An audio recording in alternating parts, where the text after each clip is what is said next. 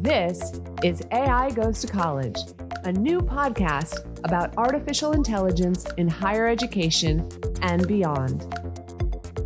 Welcome back to AI Goes to College. I'm your host, Professor Sarah Stewart, and in the past several months, we've been talking to experts from around the country about AI's impact on education and the workforce.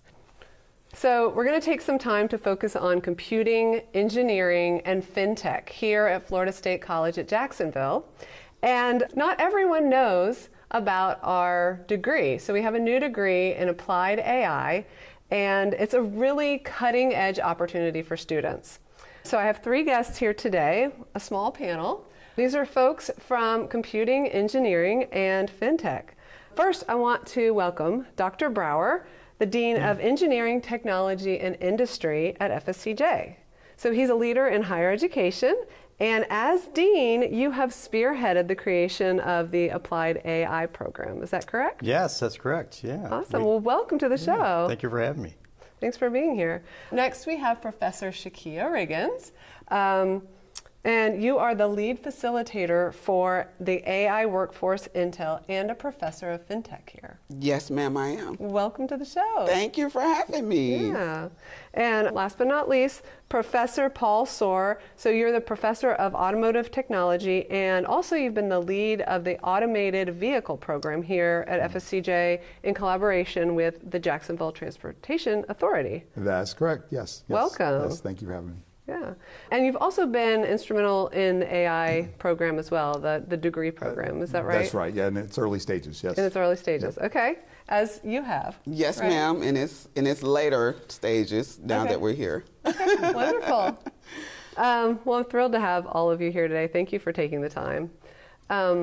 Let's start with like a lightning round, just really quick, just one word, if you can sum it up in one word or phrase. What are you excited about when it comes to the future of education and AI? For me, it's the innovation. I'm just excited at what's new to come. There's so many new things coming to just see what you could possibly bring out of AI in education. So for me, it's just the innovation of watching different colleges, just like FSCJ with the automotive degree, including AI in that. That's new and interesting to me. So innovation would be the one word for Innovation. me. Awesome. Thank you. How about you, Paul? My one word would be exactly what we're sort of talking about. What I did with it would be autonomy. So, I'm looking forward to that day when, truly I can sit back in my car and let it drive.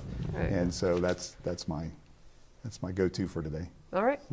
Automation. Well, I got to be something different, right? So I would say productivity. Because you're looking at this as a tool that's going to make the workforce more productive, more efficient as we go forward, so the possibilities are really unlimited. Awesome. It's very businessy of you. But yeah, I mean, everyone's interested in productivity, right? Like we just want to make our days easier. So we have innovation, automation, and productivity. Wonderful. Yeah. That sounds like a degree by itself. It does, yeah. Okay, so I want to do a quick intro. So kind of broad strokes here for folks who don't know about the program yet, or kind of the classes that we're offering.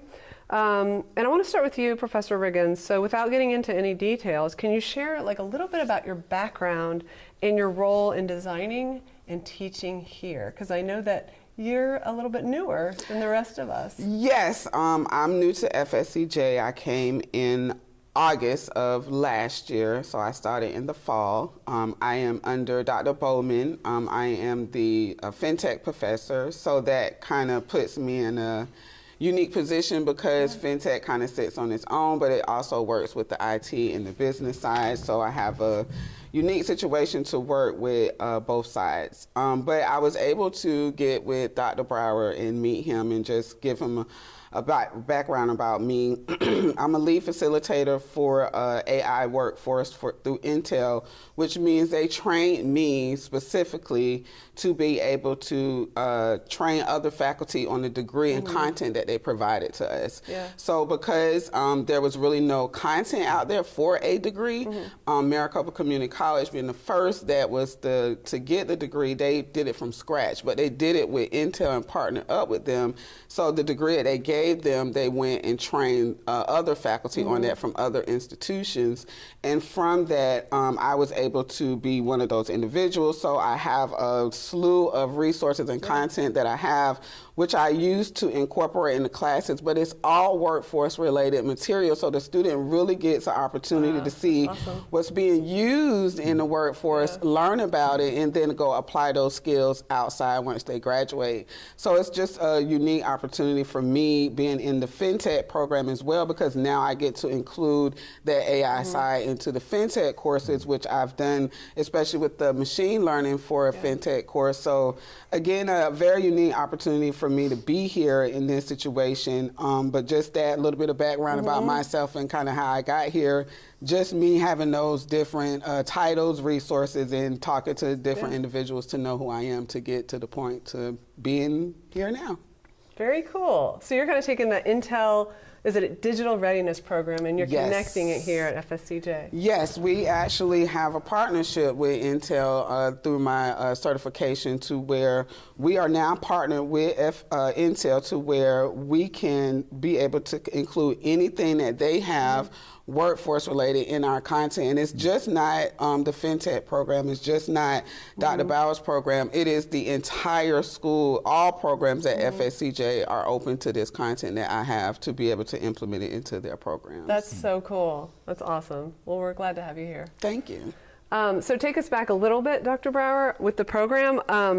Like as the dean, so tell us a little bit, like what was happening in FinTech that initiated this program, and what is the program? Like, why don't you just kind of give us a broad stroke on that? You had the FinTech program, and you're talking about financial technology is that arena you're playing in, and probably FinTech as a whole is more aligned with the business department, right? But what we did is we embraced AI and all the technologies as part of the engineering program, and that was really by the time it was thrown out at me that we want to do this. Let's go after this. So we embraced it because we were already involved in autonomous technologies and electric vehicles and AI. All of this stuff is already blended together in our curriculum stuff that we're doing in automotive technology. So we just took it to another level. So we really wanted to formalize it, and with that, we really bounced off of within Florida. There are now 3 schools that have a AS and AI degree, and Miami-Dade was really the first one that put out there, and they created the framework. We picked the framework, we looked at what Maricopa was doing, and then put our own twist on it. Because what I wanted it to be was be very applied. And what we were involved in with Paul's area in automotive technology was very applied. And so we coordinated with the IT folks in the downtown campus, their programs, and brought in David Singletary and Pam Brauer. And Paul, and really designed a curriculum at that point that made sense. So that's really the origin, and quite honestly, we did it very quickly. I think we had everything defined and submitted in the fall of 2023, and then we were ready to go in the fall of 2024. Wow, that is quick. Is where we launched. So we pushed it very quickly and drove it through. So that's the exciting thing, but reality is that students have already been exposed to all of this stuff already. Now it's really more formalizing it at this point as to what they're engaged in. But I wanted to make sure we had an applied artificial intelligence degree. And with the things that we were already doing, the things that IT was doing, and all the application and the growth within Jacksonville, this is the degree that really has a nice home within our school. And within the really, I would say Northeast region, but nationally, we fit right in with what we're doing with the students that are going to go through it. So real quick, so a student who graduates from this program and just has their AS in applied AI, an example of what maybe they can go into in this area, like in this it's really community? open. So you know, one of the things I always advocate is you want students to have a broad range of skills, right, and portable skills, so that if the automotive industry crashes, they can go jump to another industry, right? Right. So as one goes up, another one goes down, and you're playing this, right? But you want to be in a position where you're always able to put food on the table and pay your rent. That's probably a good thing to do. Right. So if you look at where we're going with this, certainly automotive industry is certainly one that's there. And I think we'll probably end up talking about the shuttles that we've had running around the campus at different times. But if you look at everything beyond that, anything that's dealing with data, your cell phone, you talk to Siri, and she tells me where to go, on the streets and connects me to different things. You're talking about artificial intelligence, really, that's there. So everything is impacted by it. The fintech area, financial technology. You go to any bank, they're using AI. If you go to a kiosk and you're asking questions generically, and it's interpreting what you're saying. So voice recognition is another aspect of artificial intelligence. So all of these things are there, and most people don't even know that they're interacting with it. So I think that's kind of one of the hurdles. Get people over that, the fear of AI. Don't show them the Terminator movie for a little while, but get them over the hump. And they're already using it and embracing it. So pretty much I would say any field that you're talking about, and I said productivity earlier, manufacturing. It's another area where our AI is showing up on the production floor and facilitating work going through faster and with more efficiently and with less issues and things like that. So it's permeating through everything. I sometimes think when we're having conversations like these about AI and a podcast specifically about AI, it's like if we're in the year 2000 and we're talking about, oh, did you hear about this new thing called the internet? It's going to be everywhere. It's in our education, and it's kind of a silly thing, if we were to be talking about that today. What do you think about the internet? Right. Because it's just our lives, right? It's so ubiquitous. Okay, so Paul, real quick, tell us about this automated vehicle program and this collaboration with Jacksonville Transportation Authority. Like, where is that right now, and what are the goals for it? Okay, so we're always industry involved. So we always look for everything we do to kind of fit in a particular industry, or to at least have industry give us their direction so that we know how to plan for our classes as well. So JTA came along about 4 or 5 years ago, and they were funded for a grant to put autonomous vehicles on the roads in Jacksonville. Now, other cities have autonomous vehicles roaming around their streets as well. The difference with this one is that this is mass transit. So rather than just having 1 or 2 people in a vehicle, well, now we're talking about having a group of 10 or 12 people. So when JTA was funded for this opportunity, this becomes of worldwide interest. So JTA has been watched very carefully. And this May, we'll start to see the first of those actually traveling up and down the downtown streets. Really? And they have very bold plans where they're going to spread this thing out, and it'll be very interesting. And so I invite everybody to go take a ride on them when they show up. But there will be 14 shuttles roaming the streets. So this is just the beginning of that. We jumped on board with JTA, and we did some things with JTA early on. We've been working with them for this whole period of time, watching this whole thing unfold. In the process, we also looked at other industry partners that were working along with JTA. So there's one in particular named Beep, and they are out of Orlando, Lake Nona area, and they will be the ones that hold the contract for the management of the shuttles when they're on the street. So we've been working closely with them, and they sell globally as well. So so you have a distributor that sells these vehicles, and they're going to be selling them globally. You have JTA that's putting the world's largest mass transit autonomy vehicles on the roads, and it's a natural fit for us because I'm an automotive, and we deal with the chassis of the vehicle and the air conditioning systems and even the electric vehicle portions of it. These are all full electric vehicles. So we're already dealing with that, and so it just made a natural fit. So when JTA came along with this was something that was very, very interested, or we were all very interested in it, and that's where the program started. So out of all of that, today we're seeing the additional benefit of this new company, Holon, who will be coming to Jacksonville here probably in the next year and a half. They will be producing autonomous vehicles for the global, for the world as a whole.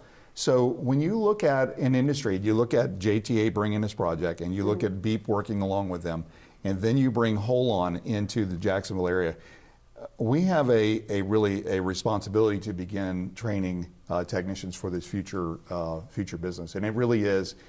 It's a new animal. So you're not just an automotive technician. You're an automotive technician with some IT skills. Right. And so it's an odd fit. Yeah. So I'm fortunate to be a part of it. Yeah. It's a new industry, and it'll be great to see it unfold. And so we're already starting to teach classes on it, and we just have a good time with it. It's fun, I think, for the students, and we enjoy it. That's so exciting. That's really neat. So can you give me a sense of, like, as a Jacksonville resident, so say I live in Riverside, and I work downtown and I want to get downtown. Is that a vehicle? Because we don't really have much of a history with with public transportation. We don't. So, like, what does that look like as a Jacksonville citizen? So our city, as far as mass transit goes, we have you have the bus service, right. And then you also have the Skyway, which the Skyway it never went the distance it was supposed to. It never spread out. There's a couple phases of this project. So the first is Bay Street, and so they will travel up and down Bay Street, be able to go to the stadium and all of the sports complex. And then the other part is to turn the Skyway into a road surface that the vehicles will be able to ride on that road surface. What I hear the plans are to expand it out. Now, Nat Ford, his golden plan that I've heard it a couple times is that he wants to put 200 of these things in the city. Wow. So it would expand out probably north of downtown, but probably also into Brooklyn area, Riverside. I don't know where all, but eventually it'll get to that point. And look, a lot of us, we get in our cars and we drive and we don't think much about it, but there are people in our city that can't do that. Yeah. So if you take somebody who is visually impaired, in particular, that is freedom to somebody. So we look at it as like, well, why would I want to ride the mass transit versus just getting in my car? Well, think about the other people in the world that don't have that access, that cannot drive. And so these vehicles will be ADA compliant. If you're in a wheelchair, if you can't walk, if you can't drive, if there's anything, it is freedom. It is freedom. Yeah. So it's really an interesting business, so to speak, to see, well, where does it go? How far does it spread? So, and we're on I feel like the city of Jacksonville is on the worldwide stage right now, and watching this unfold, and it's just great to be a part of it. That's so exciting. That's really neat.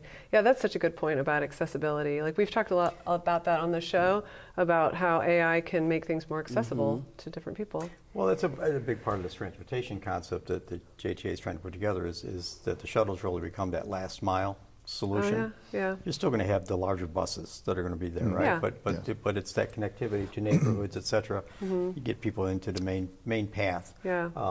Love for them to do the Skyway. I keep poking them and saying, where it ends across from the downtown campus, I want them to finish that ramp down into our campus. That would be so neat. Yeah. So it opens up a lot of options that are here. Right. It's agile. The plan is very agile. Is what the point of it. So it's fun. Yeah, but we've been a part of it for since 2019. We got involved in this. Wow. That's great. Cool. Okay, so I guess we have kind of the groundwork laid. Let's talk about some more details, like building the program. I think this is for. Oops. I guess I'll turn to you, Professor Riggins. Okay. Made you talk a lot. Let's see. Okay, so this is the first year that the Applied AI degree program has been rolled out. Is that correct? Yes, from my understanding with Dr. Brauer, this is the first it's been rolled out. Yeah. I'm the first to teach the first class, which kind of just throws me there, but I'm happy to be in that space. The students have been so overwhelmingly taken back and interested in the course. I've even had students from another class that I'm teaching, and I say what I'm teaching. They're like, oh my God, can I get in your class? And I let them know to reach out to Dr. Brauer. So we've had to add some students in there that's just interested. They are just, it's a new thing. So that was this semester? That was this semester. This right now? Right now, today wow. semester, we're in a class teaching about AI. Well, thank you for letting me come to your class on Wednesday. You're welcome. I have like extra questions now after being. Yes, please bring them technical, on. But just like, I guess one thing either for you or you, Professor Riggins, is the enrollment.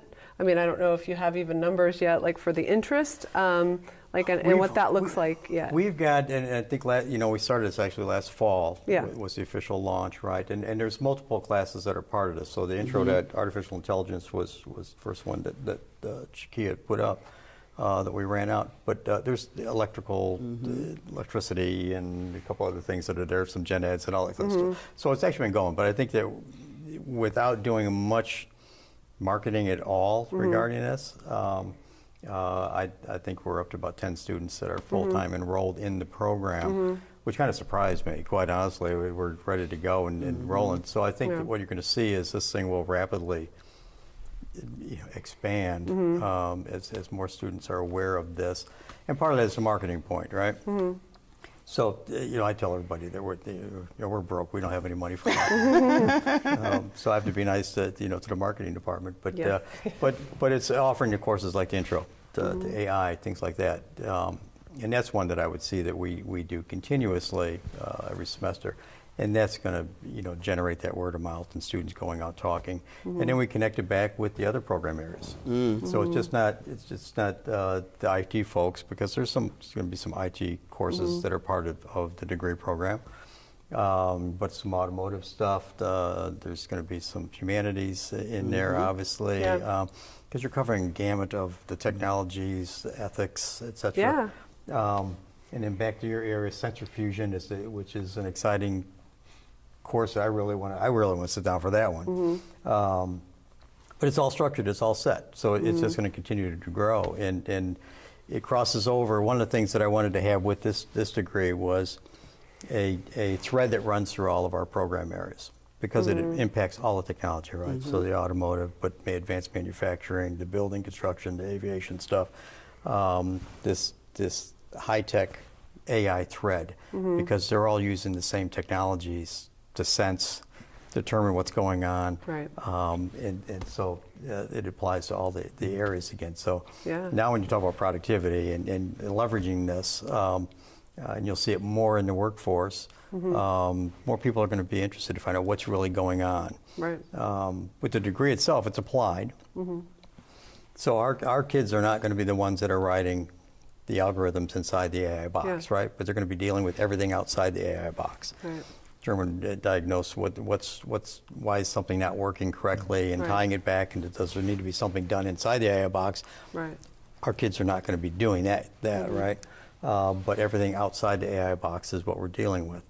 And again, that goes to every industry you could imagine with all that connectivity to the AI box. Yeah, and yet there's so many questions about what's in the box, as I learned when we were in to class add together. what he was saying, Dr. Brauer, there is a blueprint for implementing AI into your institution, and one of the things that I learned that is wanted is that he does have specific courses that will run like for his program, but what you can do with that one course that could be generalized for everybody is you make it available to all. It doesn't matter the program that they're in, whether it's health science, whether it's English, math, they can have some type of exposure to that. And so what I've seen in the past from different institutions is they would take the Intro to AI course and make it to where it could sit into different programs like Dr. Brauer said, and then they would create occupational certificates from that to where any student could take it, and it's just something extra that they can have to take into the workforce with them.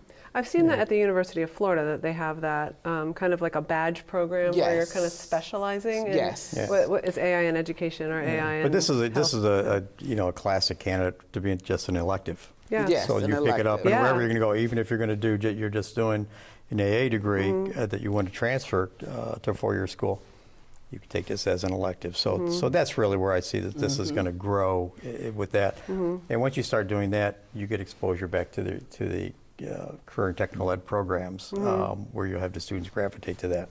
Because the reality is right now, a lot of industries are simply looking for, give me the student that's got the AS degree or the technical certificate or industry recognized credentials. We don't necessarily need to wait or want to wait for the 4-year degree student at this point. So, that's going to evolve. So I wonder, and you talked about kind of having a blueprint. When you looked at other programs like Miami, or I don't know what other programs were out there at the time, but I'm sure there's a lot of students who are listening now, maybe, and they're curious about this. How is it different, maybe from Miami-Dade, and where did you get the blueprint for the program? Well, big difference is applied. It's applied, which is why I wanted that in the title of this degree. So it's an AS in applied artificial intelligence. A lot of them are going to get hung up on theory. If you go to the University of Florida, you'll learn wonderful stuff there, but it's going to be theory. You're learning, right? So no pun intended, but at some point you got to put the wheels to the road and make it happen and do the workforce development stuff. That's what we're all about. That's the value. Those students, we're training them to learn some skills, some knowledge, and have innovative abilities, and go and join the workforce. And this is why Intel is involved, because they want to help the state college specifically, because we do run the workforce. For sure. It's important to have that aspect in there, because you want the student, regardless of that when they leave us, to be able to go get a job. And just to, again, reiterate on what Dr. Brauer was saying, in my previous role as a program director for the computer science department at Polk State College, I would get inquiries from people in the community all the time. I remember one specifically where they just wanted to know whether the student knew SQL and Python. Wow. They were willing to pay that student $87,000 a year just to grab the no graduation degree. They wanted a fresh young student. Teach that. Just to teach, just to know that little bit, and they would teach you the rest. But this is the importance of having those skills, like Dr. Brauer said. They want those applied skills to where we can put you to work now. Not just can we talk about it, but can you actually do what needs to be done? That's a really good point about state college level. It's like we love practical application.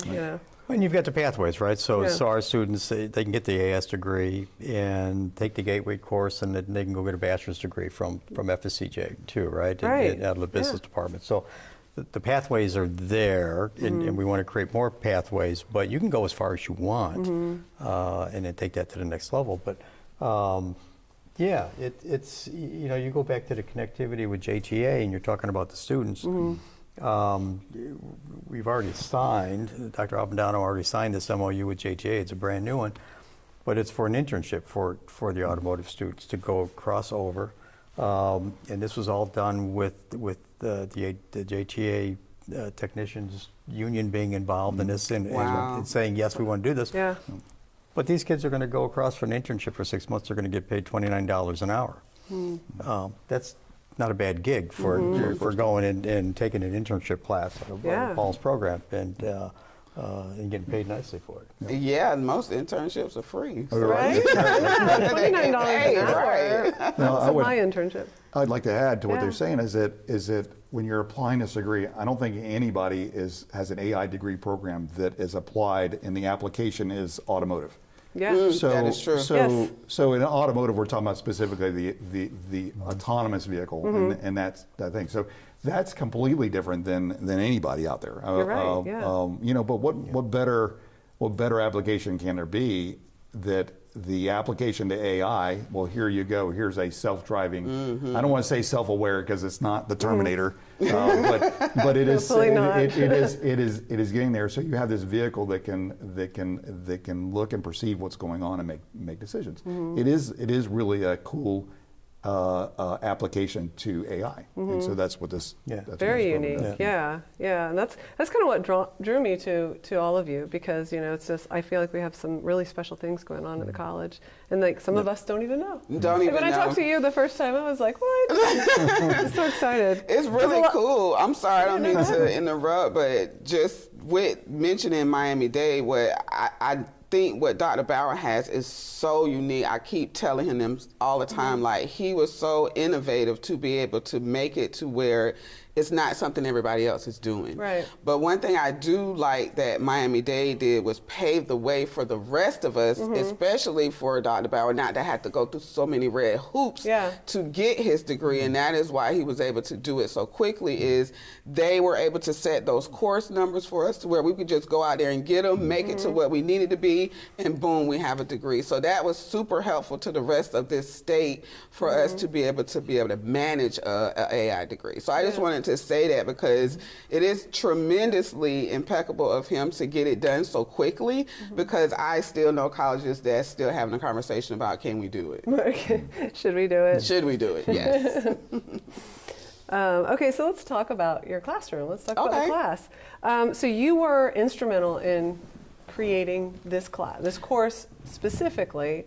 So what are some of the hands-on projects that are in their curriculum? Like what's in that class? What can a student expect? It is a lot. And I will say it was kind of difficult building this. It was just so much I wanted to put in there, but I wanted it to just be simple enough for a student to get it. So some of the things that we've implemented in the course is using Teachable Machine. Teachable Machine is like a machine learning app or a website where you could go and student can upload pictures to where they can train that model to determine, is this a cat or is this a dog? So they have something that they can physically use and play with to understand what machine learning is. Some of the other things that Intel provided us with was a plethora of different models that we could use. So for example, we use GitHub. Inside GitHub, we can use Jupyter Notebook. So we have a lot of Jupyter Notebook Python models to where it shows the student how to make a chat box, how to identify the different aspects of a picture that works on the back end. So the student gets to see the back end coding, the back end training of the model, to where it's not just us talking about it. You can physically now see how all of this works, to where if you choose to go build your own, you can. Wow.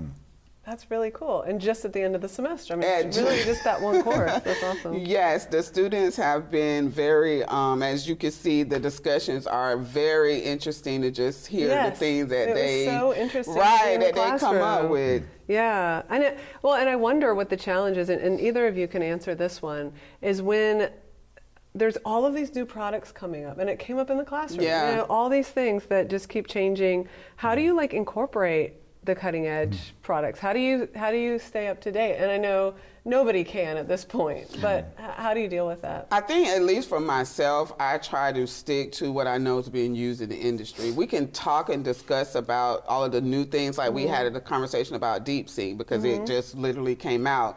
But we want to be able to stick to the model of that. The model isn't so different that it's different from a chat GPT, but we're not just implementing anything that comes out. We want to use what we know the industry is actually using, so the student can have that particular skill in the workforce.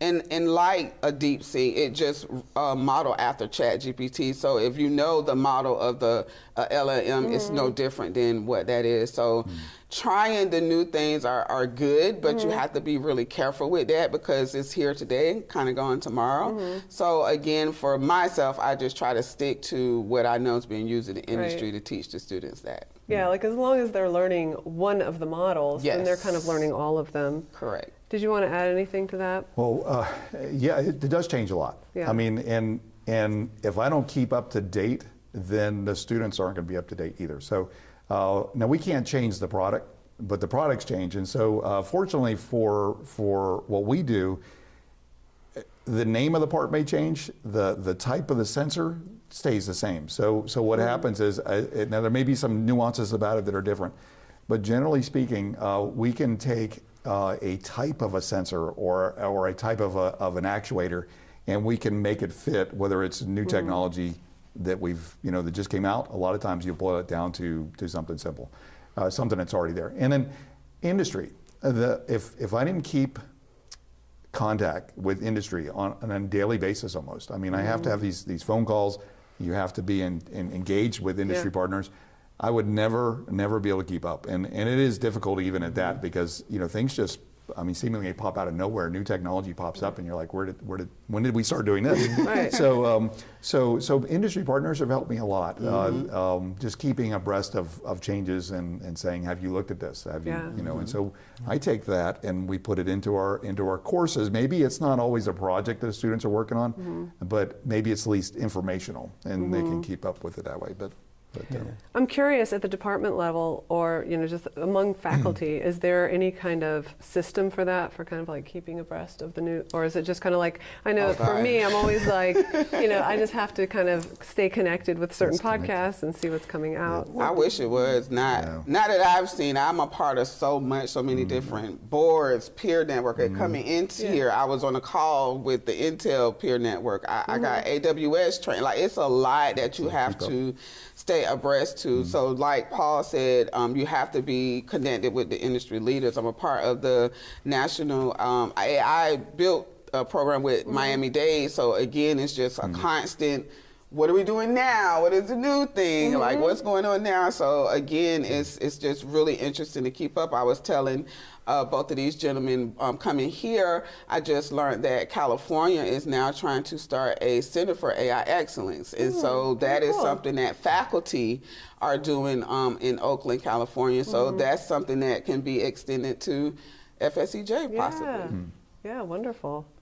Yeah, well, a lot of it is the professional development, right? So one of the things we've tied with all of this whole technology issue with the AI and AV and EV, National Science Foundation grants, and so part of that is professional development. So I've always pushed that, and I don't get too much pushback anymore. But that's one of the ways that you go. You keep people out there aware of that. But the other side of it too is just the relationships with companies and what are they doing. So I mean, just very recently we have a relationship with a new company. It's a startup called RoboCore. And here in Jacksonville? Yeah. Okay. Yeah. There's some exciting things that are in Jacksonville that are in. RoboCore, chain robotics. I mean, just excited. But RoboCore is now doing some innovation with the technology and really going low cost. So they use their cell phone to be the eyes and be able to talk to it, and it translates down into the robot and tells it where to go and those kinds of things. And that's one of those where you go back to the length of the age of the technology. This entrepreneur is saying you got to be very careful because every 2 weeks it changes. Something's out of date. Yeah. But Paul is actually got some of his students that are going to do engineering project with this technology.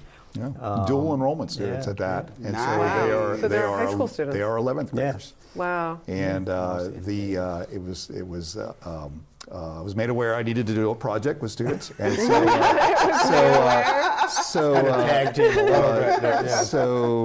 these students are going to, with the help of RoboCore, are going to help with this robotic project, and we'll see where it goes. But these students are going to work with AI, using AI to create the coding to allow the robot to do whatever it needs to do. And so this is something that's innovative, because we're used to coding with Python, or we're used to doing the coding the typical way. Well, now we're allowing AI to write the code to get the robot to do what we want. And so here we have 11th graders, and I have high hopes for this group. They're a really fine group of students, and so I have high hopes for them that we're going to lead them through this, and we'll see how this project turns out. So the goal, they need to present at the Jacksonville Science Festival, and so I hope to have the three of them there, and they're gonna do an outstanding job, I'm sure. So Nice. That's really cool. Really cool. They're kind cool. of our guinea pigs here. Well, they have some wonderful robotics programs in the middle schools and high school and elementary schools. I know my son, when he was in elementary school, he was did the Lego robotics. We have Team Renaissance on campus. Exactly. That's over there, occupying some space, and I was able to get them in. With Chris Lee and Jennifer Peterson, who just left us. They're both very involved with that. But I sponsored that, and we got them on the campus, and so we have that group. So we have 30 to 60 kids that are dealing with these robotics, very different size and shape than what RoboCore is doing, where they've got very specific tasks. RoboCore is really intended to ultimately do a lot of different things, and I know they're still coming up with their idea for automotive, but it doesn't necessarily have to be involved with driving a vehicle, but I need this wrench. Go get me this wrench, please, and it brings it back to them, or whatever the task is going to be. So it's using all of this technology in so many different ways. Wow. So either those students or your students, and I know you said this is, since it's applied AI, it's not in the box, it's out of the box, but do they have to take any kind of coding or computer science class before they take it? No. We want it to be to where if they didn't have any of that, they could still come in and understand it. So that's where, again, I wanted to put everything I could in it, but I needed it to be so that a first-time learner of having no prereqs or anything could come in there and just really have a conversation about AI. And if you can have a conversation about AI, then you can do those applied skills that you need to.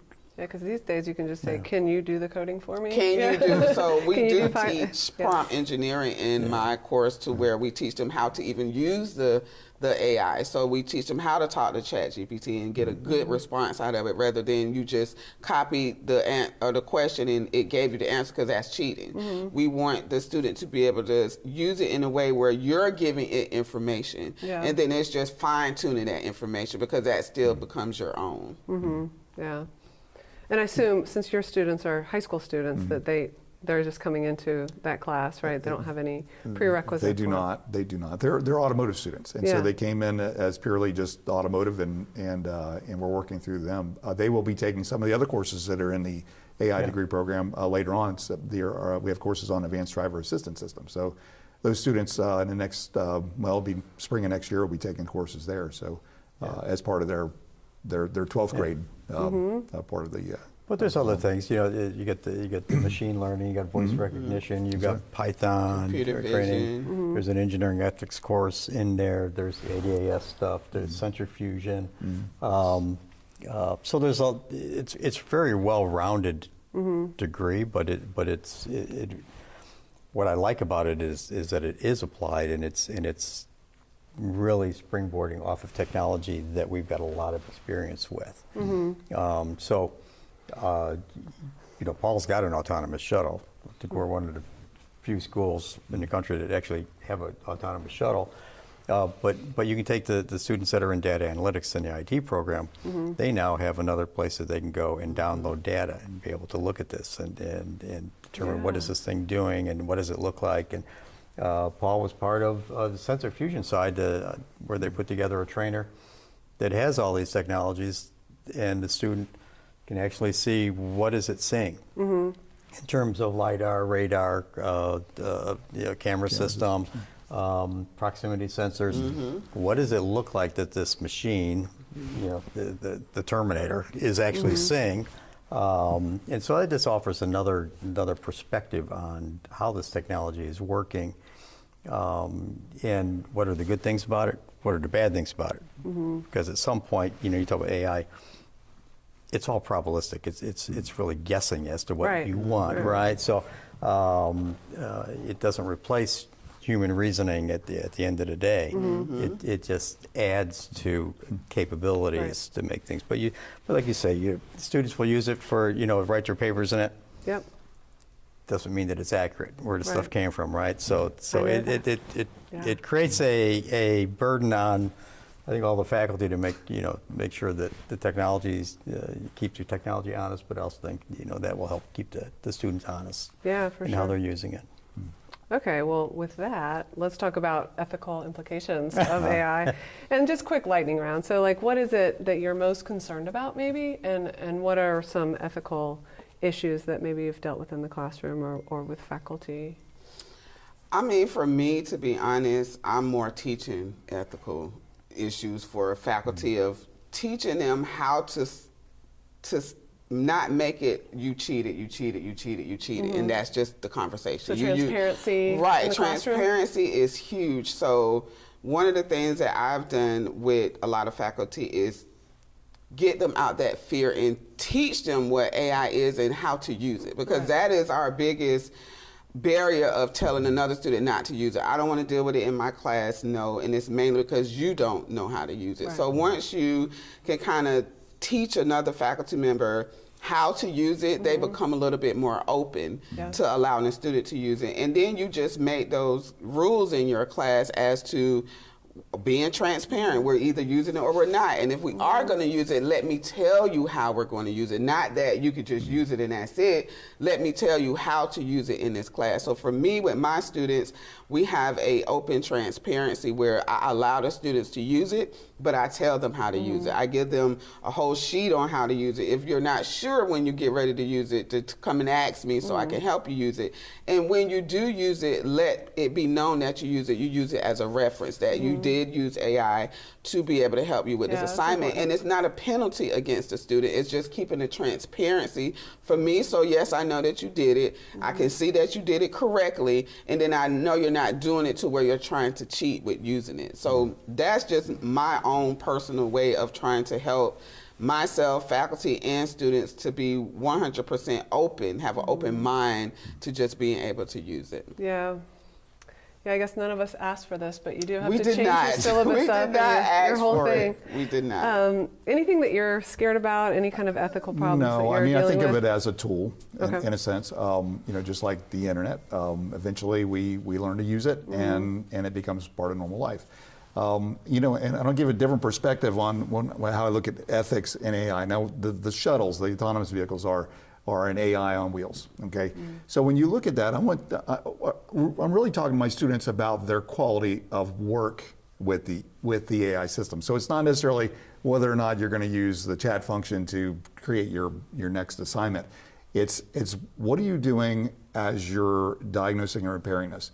So we talk about the quality of their work, the quality of parts, because sometimes you're making a decision on, well, hey, if I'm gonna replace this part, do I buy this level part, or can I save a little bit and install this? Well, that could be the difference between life and death when you're dealing with a machine that's operating on the roadways. So our conversations in ethics result around AI are about the things that we do, whether you're in any business of repairing. It's like, how do you deal honestly to bring the best product? And so it's a little bit different. Yeah. So, but that's where we go. Yeah, with the tools that you have, what best decisions can you make? What are the best decisions? That's right. Yeah, I think you're springboarding, and my perspective is could be more of a workforce kind of thing too. So, I think you're looking at use it as a tool. You still as I'm an engineer by trade. You still got to do your due diligence to make sure that things are correct and accurate. You can't, because I have this thing that's going to give me an answer, ignore the real world and not verify that something is correct. So when you get into product design, things like that, I think that is use it as a tool. That's fine, but you still got to do your due diligence that you're not relying on something that may be pulling data from who knows where to give you an answer. You still have to be able to know your trade, be able to do the math, the analysis and design work to make sure that you have something that is that's going to be worthwhile and add value. Which is probably why it's so important to get up to speed to this point where we are transparent and our students can be transparent with us. Because if we're not operating on the same level, right? Like, how are we going to know how to use the tools if we're saying no, we're not using that tool? I think we will get to a point where it's I know for teaching English, it was the internet. When I first started teaching, it was like, can we use Wikipedia or not? But the conversation probably should have just been, okay, this is a tool. How are we going to use it? Because we are going to use it. Even a Wikipedia, it could have been some madman that could have put this thing together, right? You don't know. So it's still looking at references and things like that and making sure that it's. I just remember, right. I have this very strong memory of being in grad school, and they were like, never, ever, never. Like, Wikipedia was so bad. And now it's like you don't know, but it's typically well sourced. So it's kind of funny how it's come that full circle. But digital literacy is so important. Yes, digital literacy is definitely important. They're actually making AI literacy now because it's so difficult to understand the lingo of it. That was a part of the conversation we had today was we want to now start putting AI literacy into the courses. So Yeah. it's just a lot to just encompass all at once, and I think that's what it becomes so overwhelming. So someone even asked me, do I become overwhelmed with it? And I was like, I'm actually writing a book on AI and machine learning, so my mind is always racing with something about AI, but I stay focused into the subject and not try to just overconsume myself with everything that's being taught about and going on to where you could kind of just stay focused in your own little space of learning about AI. Yeah, I think a tool that's becoming so ubiquitous into all fields, everybody has to remember that. It's like, just focus on how it's impacting you. Yes. Okay, well, let's start wrapping up. I want to talk about kind of like what's on the horizon, and I also want to talk about how students can get connected to the program. But let's first talk about, is there anything, like, how do you see the future of this? I know no one can say, this is where AI is going, but in terms of the program, how do you see this evolving, since it's so new, over the next 5 years? Oh, 5 years. That's okay. That's a long. Let's say 2 years. Well, yeah, 2 years is probably more realistic. I see that we'll have a bachelor's degree. Wonderful. Yeah. I mean, that was when we started talking about the AS. It was okay. Here's the plan. We're going to roll this out, and then roll a BAS right after it to go out. So we'll be there. I see that. I think this ties into so many things that we've been looking at. One of the things that have been pushing, and we're trying to get there. We're getting there, but to have a national training center for autonomous technologies at the FSCJ campus. So we're getting closer to that being a reality. But it's going to tie in so many other things. So virtual reality, augmented reality, all of these things that tie into it. We're just going to keep adding to the portfolio of what FSCJ is able to offer, and I really want us to be the focal point, at least, if not the focal point, one of the major focal points within the country, and hopefully globally with the help of Holon coming here and manufacturing, that we are the center of excellence for artificial intelligence, autonomous vehicle technology, and electric vehicle technology. Wow, a national training center. That's exciting. And that's the whole thing. You've got global companies that are moving to Jacksonville. Yeah. And Jacksonville being the foundation of all this. Well, why can't we roll out this center? And the same technicians that will be in Florida working on the shuttles are the same technicians that will be in Hawaii or California or in Europe, wherever. Well, they're going to need training for these vehicles as well. So because we have the manufacturer in our backyard and we have so much use of these machines in our city, we could very easily become the center of education for that. We certainly have the capabilities, and it's just a matter of us, rolling it out and getting it there. And that takes time. Yeah. But yeah, that's where I'd like to see us in the next few years. It hasn't disappeared. I say we started on this in 2019, right? That's right. We're still talking about it. We did an MOU for education with JTA and regarding autonomous technologies back in 2020. Nat Ford and Dr. Armendano signed that, and then we've hung in there all through COVID. Yeah. We haven't gone away. So I think that's kind of our reputation is that we've still been there. We've helped out the manufacturers.